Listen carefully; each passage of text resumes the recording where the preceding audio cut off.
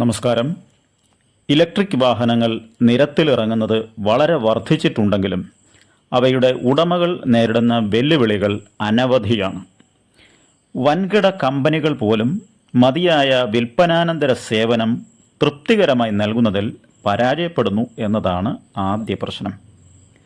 സാങ്കേതികവിദ്യയുമായി പരിചയം സിദ്ധിച്ച തൊഴിലാളികൾ കുറവാണ് എന്നതാണ് രണ്ടാമത്തെ പ്രശ്നം.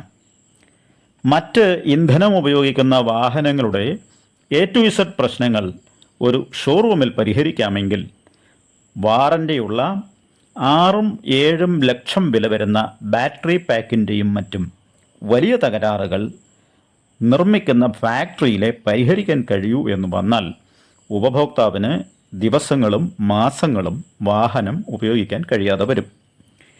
വാഹനത്തിൻ്റെ പ്രവർത്തന രീതി അറിയാത്തതുകൊണ്ട് മാത്രം നിസ്സാര കാര്യങ്ങളാൽ വാഹനം കെട്ടിവലിക്കുകയോ റോഡ് അസിസ്റ്റൻസ് ടീമിൻ്റെ സഹായം തേടി വരികയോ ചെയ്യേണ്ടുന്ന ഒരു സാഹചര്യം ഉണ്ടാകുന്നു. ഇലക്ട്രിക് കാറുകൾക്ക് മെയിൻ ബാറ്ററി പാക്ക് കൂടാതെ ഒരു ഓക്സിലിയറി ബാറ്ററി ഉണ്ട്. അതാണ് headlight, AC, music system, wiper motor തുടങ്ങിയവയെ പ്രവർത്തിപ്പിക്കുന്നത്. മറ്റു വാഹനങ്ങളിൽ ആൾട്ടർനേറ്റർ പ്രവർത്തിച്ചാണ് ആ ബാറ്ററിയിലെ ചാർജ് നിലനിർത്തുന്നത്.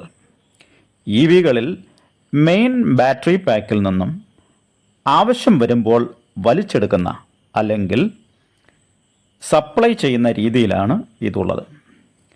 10% വരെ ചാർജ് കാണിക്കുമ്പോഴും വാഹനം ഓടും എന്നാണ് കമ്പനി പറയുന്നതെങ്കിലും 20% ചാർജുള്ള ഒരു വണ്ടി ഓടിച്ചു പോകുമ്പോൾ ഓക്സിലിയറി ബാറ്ററി പെട്ടെന്ന് കുറേ ചാർജ് വലിച്ചെടുക്കുകയും നല്ല ഒരു കയറ്റം വരികയും ചെയ്താൽ ചിലപ്പോൾ വണ്ടി നിന്നുപോയെന്ന് വരും. കയറ്റം വരുമ്പോൾ കൂടുതൽ പവർ ആവശ്യമാണ് എന്നതുകൊണ്ടാണ് ഇങ്ങനെ സംഭവിക്കുന്നത്. പെട്ടെന്ന് ബ്രേക്ക് ഡൗൺ ആയാൽ പിന്നെ ഷിഫ്റ്റ് കൺട്രോൾ പ്രവർത്തിക്കുകയില്ല.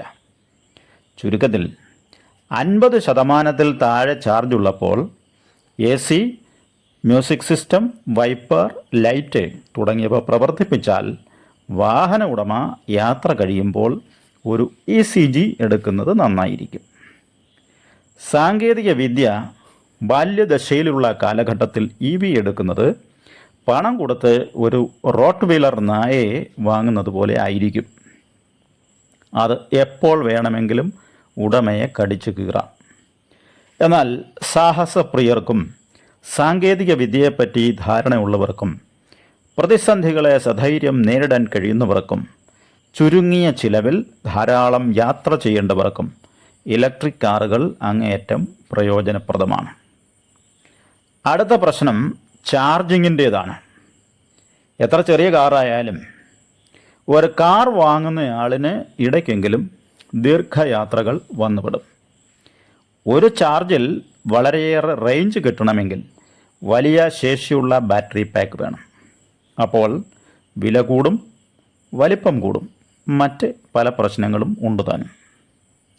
ഹോം ചാർജിൽ പോകാവുന്ന ദൂരത്തിന് ഒരു പരിധിയുണ്ട്.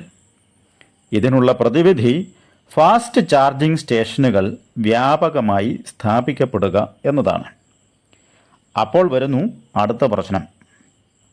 എല്ലാത്തരം വാഹനങ്ങളും DC ഫാസ്റ്റ് ചാർജിങ്ങിന് ഒരേ തരം ഗൺ അഥവാ കണക്ടർ ഉപയോഗിക്കുന്നവയല്ല. ഇന്ത്യയിൽ ആദ്യമിറങ്ങിയ വാഹനങ്ങളിൽ വന്നത് GBT കണക്ടർ ഉള്ളവയാണ്.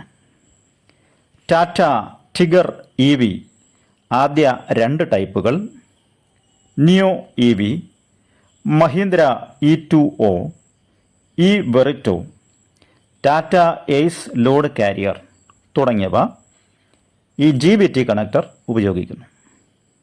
എന്നാൽ BMW, BYD, Kona, Mercedes Benz, Porsche, Nexon EV, MG ZS തുടങ്ങിയവയെല്ലാം ഉപയോഗിക്കുന്നത് CCS കണക്ടറുകളാണ്. ജപ്പാൻ നിർമ്മിത വാഹനമായ നിസാൻ ലീഫും ലെക്സസ് NZ തുടങ്ങിയ അപൂർവം വാഹനങ്ങൾ ഷാ ഡെമു എന്ന കണക്ടറാണ് ഉപയോഗിക്കുന്നത്. കേരളത്തിൽ ഇലക്ട്രിസിറ്റി ബോർഡ് ആദ്യകാലത്ത് ഡിവിഷണൽ ഓഫീസുകളോടനുബന്ധിച്ചും സബ് സ്റ്റേഷനുകളോട് അനുബന്ധിച്ചും നിരവധി ചാർജിംഗ് സ്റ്റേഷനുകൾ തുറന്നു. അവയിൽ മിക്കതും GBT കണക്ടർ ഉള്ളവയാണ്. അപ്പോഴേക്കും പിന്നീടിറങ്ങിയ വാഹനങ്ങൾ മിക്കതും CCS കണക്ടർ ഉള്ളവയായി. GBT മെഷീനുകൾ പലതും പ്രവർത്തനരഹിതവുമായി. അങ്ങനെ അധികമാരും ഇവയെ വിശ്വസിച്ച് ദീർഘദൂര യാത്ര ചെയ്യാതെയുമായി. ചാർജിംഗ് സ്റ്റേഷനുകൾ വ്യാപകമായാൽ വാഹന ഉടമകൾ അവിടെ നിന്ന് ചാർജ് ചെയ്യാൻ തയ്യാറാകും. അതിൻ്റെ പിന്നിലൊരു സാമ്പത്തിക ശാസ്ത്രമുണ്ട്. നിത്യവും ഹോം ചാർജ് ചെയ്താൽ വീട്ടിലെ ഇലക്ട്രിസിറ്റി ബിൽ ഉയർന്ന സ്ലാബിലേക്ക് ആവുകയും എല്ലാ ഉപയോഗത്തിൻ്റെയും ചാർജ് യൂണിറ്റിന് 8 രൂപ 50 പൈസയ്ക്ക് മുകളിലോ മറ്റോ പ്രകാരത്തിൽ കൊടുക്കേണ്ടി വരികയും ചെയ്യും. ചാർജിംഗ് സ്റ്റേഷനുകളുടെ അപര്യാപ്തത മൂലം കേരളത്തിലെ ഇലക്ട്രിക് കാർ ഉടമകൾ ഒരു പുതിയ രോഗം സൃഷ്ടിച്ചിട്ടുണ്ട്. അതിനെ റേഞ്ച് ഫിയർ സിൻഡ്രോം എന്ന് വേണമെങ്കിൽ വിളിക്കാം. അവശേഷിക്കുന്ന ചാർജ് കൊണ്ട് ലക്ഷ്യസ്ഥാനത്തെത്താൻ കഴിയുമോ എന്ന് ആശങ്കപ്പെട്ടുണ്ടാകുന്ന ആദിവ്യാധികളാണ് ഈ രോഗത്തിൻ്റെ ലക്ഷണം. ഇവിടം കൊണ്ടും പ്രശ്നങ്ങൾ തീരുന്നില്ല. ഒരു വാഹനത്തെ സംബന്ധിച്ച പ്രധാനപ്പെട്ട മറ്റു ചില കാര്യങ്ങൾ അടുത്ത ഒരു അവസരത്തിൽ പറയാം.